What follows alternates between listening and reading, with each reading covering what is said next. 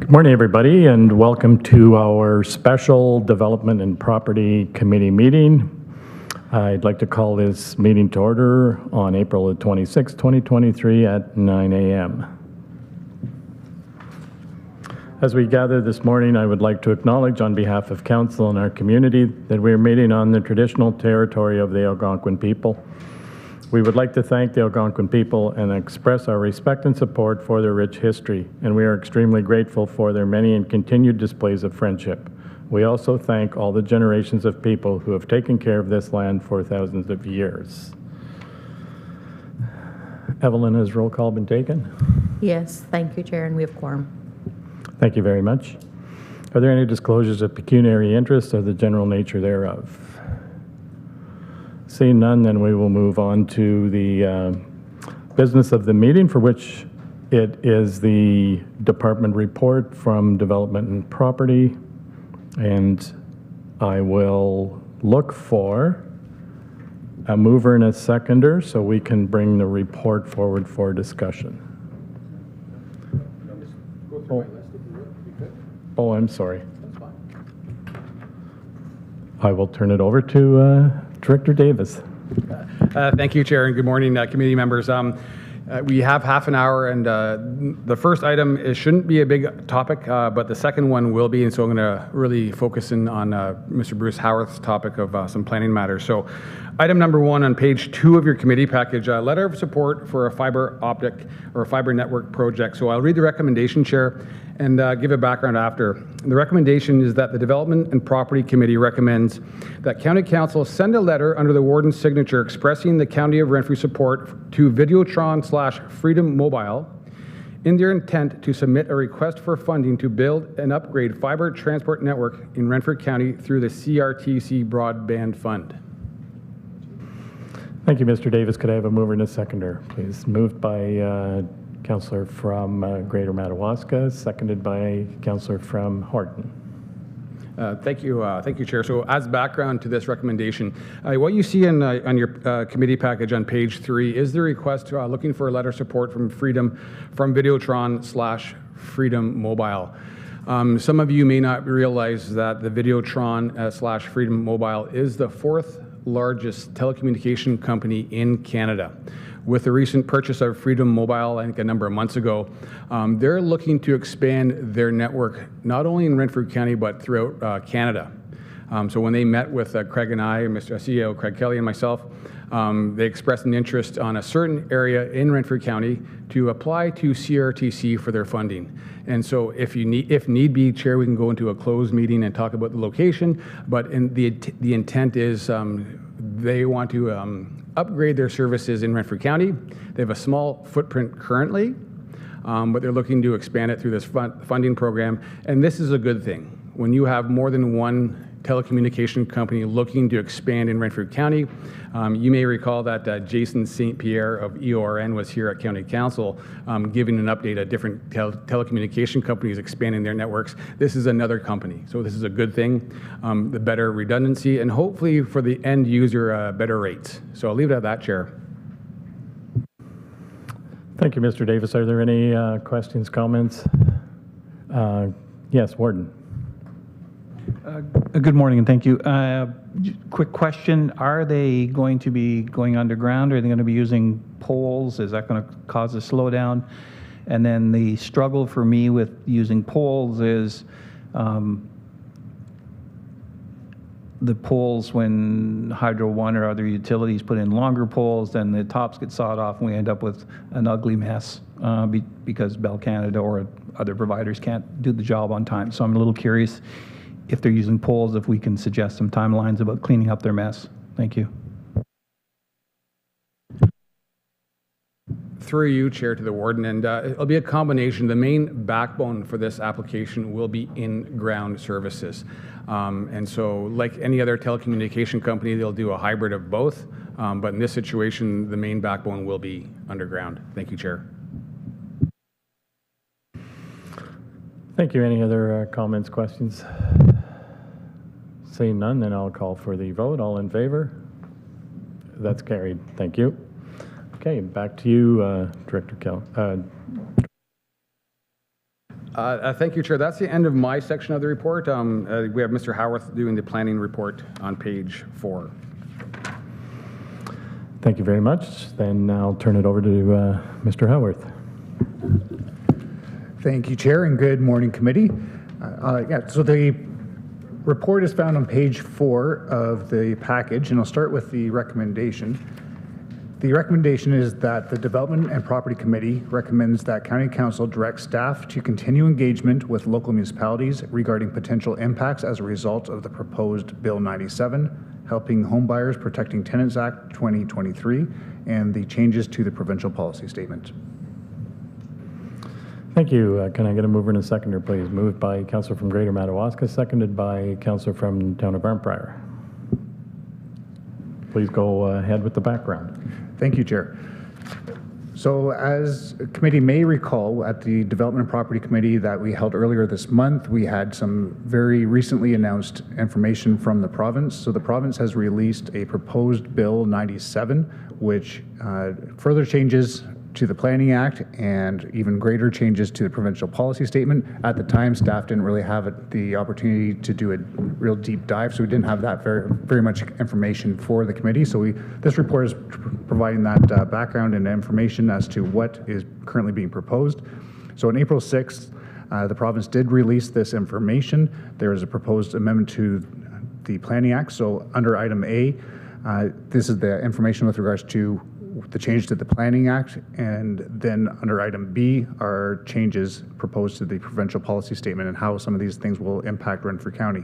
So at the bottom of page 4 is the first information about Bill 97, and you'll see items A to H, I believe. It says what the change is, and then in bold it says what is the anticipated impact, what do we anticipate the impact to be on Renfrew County and some of our local municipalities. As you can see, most of those bolded items, they are either there's not going to be very much impact, or we'll be implementing these things at a later date. The key one I did want to point out is at the bottom of page 4. The province is delaying the implementation of fee refunds. So council may require that through Bill 109. The province has said that has given municipalities and the county tight timeframes for processing planning applications, and if you didn't achieve those timelines, then the municipality would need to refund application fees to the developer. Those fees were supposed to be implemented as of January of this year, and the province is proposing to delay that until July. So it just gives us a little bit more wiggle room for the implementation of some of those Bill 109 changes, which the county is implementing through our official plan amendment number 35, which is going to be on the schedule later on at County Council. The other sort of, I'll say, notable change that staff were and local municipalities that were actually happy about is the province is backtracking a little bit also on the use of site plan control. So Bill 23 had restricted a municipality's ability to use site plan control for any residential use less than 10 units. They are coming back a little bit on that and saying that municipalities can use site plan control, for example, specifically for us, for waterfront, anything around waterfront development. So site plan control was a tool that municipalities used to demonstrate how a waterfront property could be developed in a way that didn't have any impacts or minimized impacts on the water quality of that lake. And so the province is going back saying you can use site plan control for waterfront development, which is, I think, a good thing for Renfrew County municipalities. I'll go on to item B, which is starting at the top of page 6. So the province, in addition to Bill 97, announced that they are going to be doing a review and essentially it's going to almost a new provincial policy statement. And as committee is aware, when the province changes the PPS, there's this trickle-down effect. All of the county planning documents and local municipality planning documents, such as official plans and zoning bylaws, they all have to be consistent with the provincial policy statement. So when there's a change at the top of the provincial policy, it all trickles down and has to be implemented at the local level. So the PPS has always represented sort of the floor of planning policy. They say the bare minimum requirements, and then municipalities have the option, if they wanted, to come up with more individual or township or municipal specific policies that use that PPS as a baseline, and then they can implement their own policies that work for their communities. This provincial policy statement is, especially for rural areas, I would say lowering that minimum requirement, that floor. So it's taking a lot of the requirements that exist in the PPS and how land is going to be developed, especially for our rural areas, but also in our settlement areas. And it's saying municipalities, without a lot of these more detailed policies in the PPS, they're saying municipalities, it's going to be up to you to figure out how to development plan your communities in the best interests of your ratepayers. So some of the key changes, they are mentioned there. I know we have a limited time today, so I wasn't going to go through all of them. They are there for your information. There's been significant changes with regards to housing, settlement area boundaries, the natural heritage. There's indication, so the province didn't actually release the natural heritage policies, but there's an indication, and people are speculating across the province, some of my colleagues, that there's going to be a relaxing of environmental considerations in favor of finding that balance with an increased housing supply. So we don't actually have those policies yet, but as soon as those are released, we will make sure that committee and council are aware of them. There's significant changes with regards to agricultural land and prime agricultural land, and it's also giving the minister additional powers. So again, all municipal decisions, including zoning bylaws and any permitting processes, those are required to be consistent with the PPS. And this new PPS has included change to the implementation interpretation section that even before a municipality has had a chance to update its official plan, a lot of these policies are going to override those policies. So typically, the province would change the PPS, and then those would trickle down into the county official plan or local official plans, and then to local bylaws. The province has indicated through some of these changes saying that their policies are actually going to override municipal official plans. And so even when we haven't had a chance to update our official plan yet, those changes will be in effect. So ultimately, this proposed implementation date for these new policies is anticipated to be the fall. And staff and council are going to need to start considering these implementations and the changes that will be necessary to implement this. So whether that's changes for official plan and zoning bylaws, those are going to be in the short term considerations that council and committee are going to need to make. Thank you, Chair. Thank you, Mr. Howarth. And I assume there will be more information coming back to committee and council as we move forward, trying to catch up to all of these proposed changes that the province is just brought forward. Thank you, Chair. Yes, so once we know what these changes are, like as I said, the environmental ones have not even been released yet with regards to natural heritage, but once these become final, it will initiate a full public process. Council will have to decide what to do with our official plan, how we want to update that, what that process is going to look like, and it will be a significant undertaking. And so there will be lots of discussion with regards to how we do that project, what's it going to look like, and also there will be significant, I anticipate significant budget implications as well. So before I open it up for questions, once again, I just wanted to be clear, this is more of an information item this morning. I know we don't have a lot of time, but we will certainly be probably getting a lot more questions from the different municipalities on what it's going to look like moving forward. So having said that, I'll open it up for questions. Warden. So one of my bugaboos with the provincial policy statement has always been when you have a roadway, municipal roadway, and we've limited because of provincial policy to 3 severances, or asking for a site plan when it makes sense to have 7 or 8 or 9 because it's a nice straight. So when I look at 2.6.1C and it tells me residential development including lot creation, you know, the only thing you have to worry about is suitable provision for sewage and water. So is it safe to assume that if someone's had 3 severances and we think there's room for 5 more, it's a nice straight section of road or safe, that we can now go ahead and say, yeah, this makes a lot of sense, you don't need a site plan? And I think if I also look at number 2, 2.5.2, where it says directing locally appropriate rural characteristics.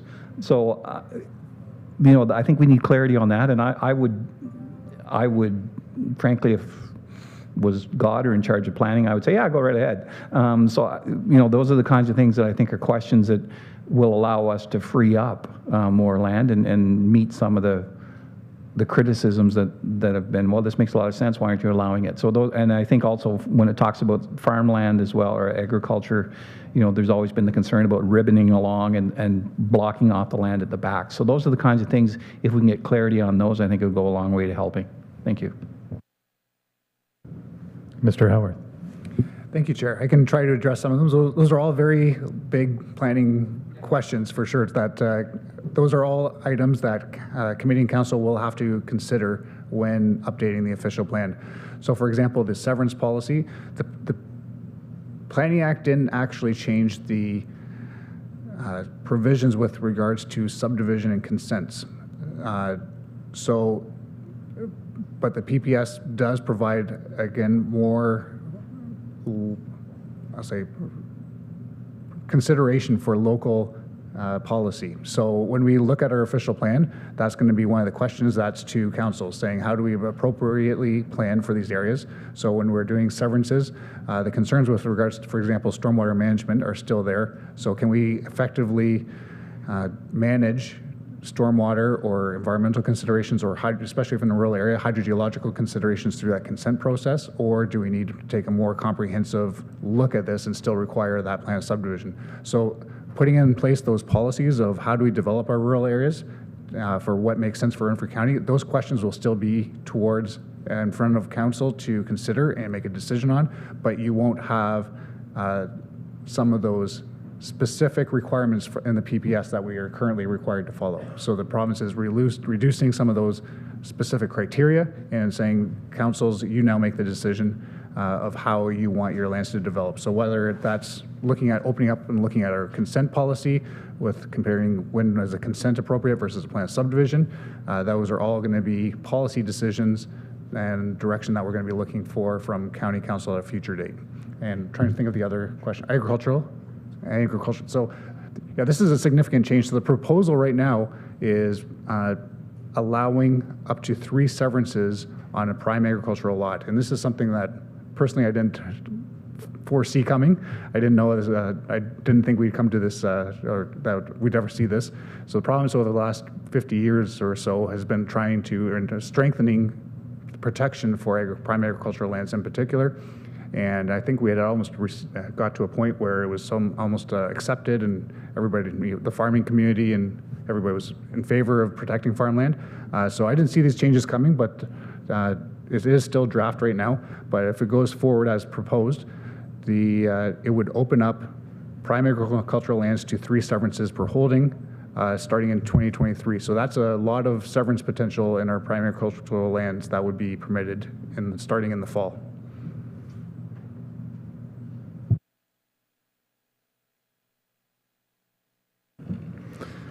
Yes, supplementary word. Yes, thank you. And the last piece is they mention water and sewage capacity. They fail to mention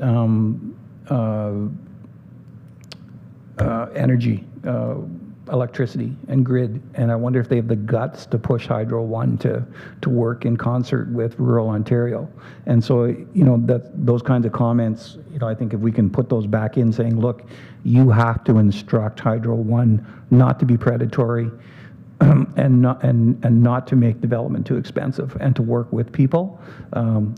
Just as a general comment, I would hope we're able to do that. And the final thing escapes me at this point. I had 2 points, but I don't think the other one was important. Thank you.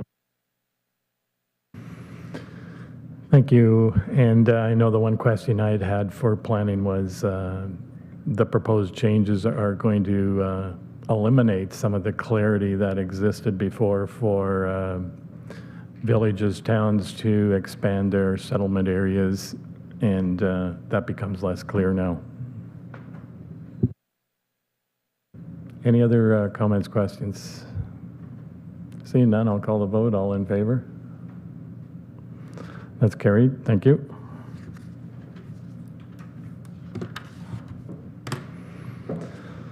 So our next item is in regards to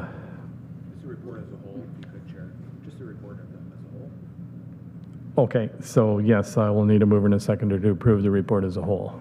Moved by Councillor from McNabb Braeside, seconded by Councillor from Laurentian Valley. All in favor? That's carried. Thank you. And item 6 is in regards to a closed meeting. If there's no questions regarding the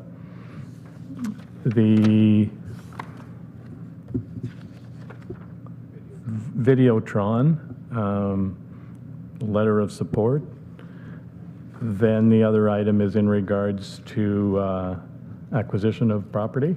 And the director tells me we don't necessarily have to go into closed. So if there's any questions on Videotron, we will go into closed. Otherwise, we will continue in open.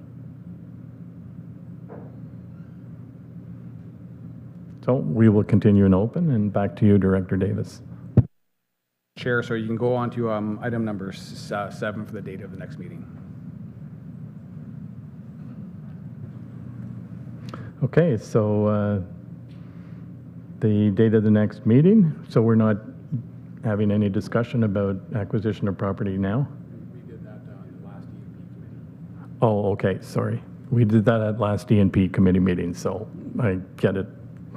And I'll ask for a mover and a seconder. No, we don't need a mover and a seconder. The date of the next meeting will be Tuesday, May the 16th, 2023. And yes, we will need a mover and a seconder to adjourn. Moved by Councillor from Petawawa, seconded by the warden. All in favor? It's carried. Thank you. We are adjourned.